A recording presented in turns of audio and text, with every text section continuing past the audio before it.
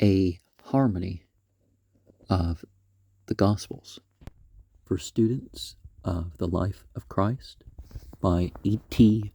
Robertson, Part 1, The Sources of the Gospels. 1. In the dedication, Luke explains his method of research. Luke, chapter 1, verse 1 to 4.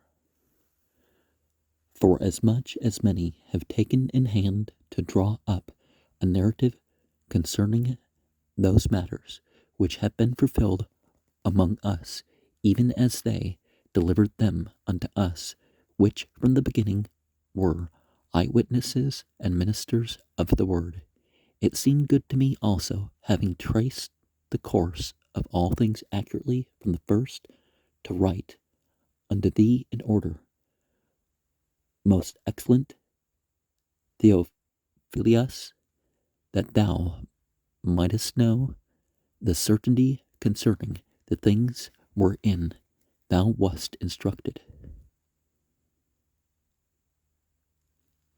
And so instead of fulfilled, fully established, and concerning the words instead of things, or instead of wherein thou wast instructed, which thou wast taught by word of mouth. And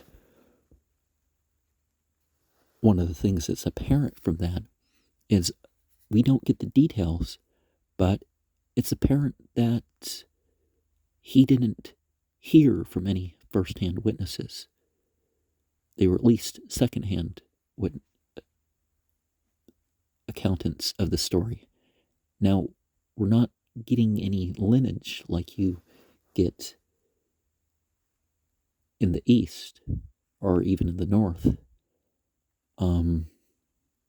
or even the South.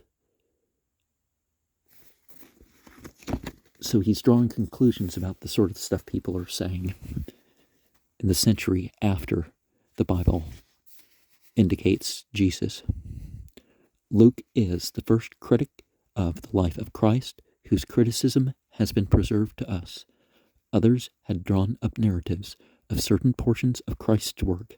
Others still had been eyewitnesses of the ministry of Jesus and gave Luke their oral testimony.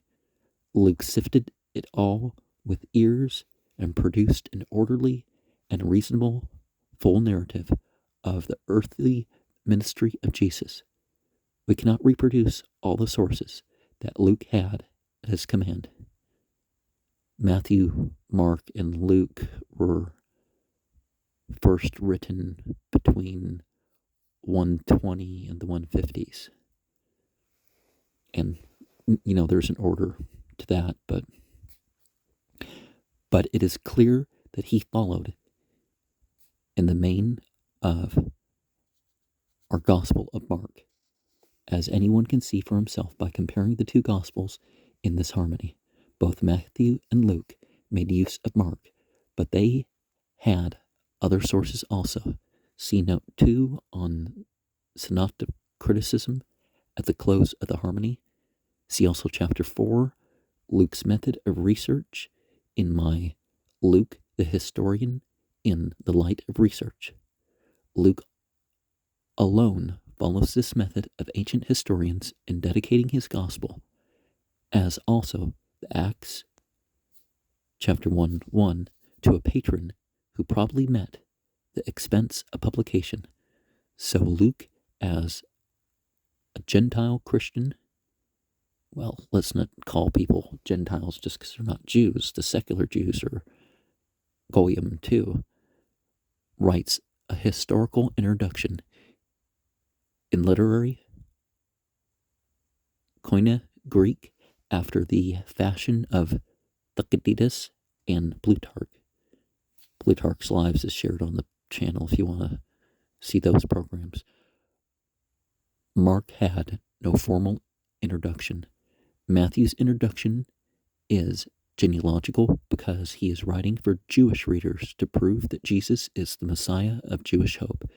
John, writing last of all, has a theological introduction to meet the Gnostic and philosophical misconceptions concerning the person of Christ. Thus, he pictures Christ as the eternal Logos, with God in his pre-incarnate state, who became flesh and thus revealed the Father to men.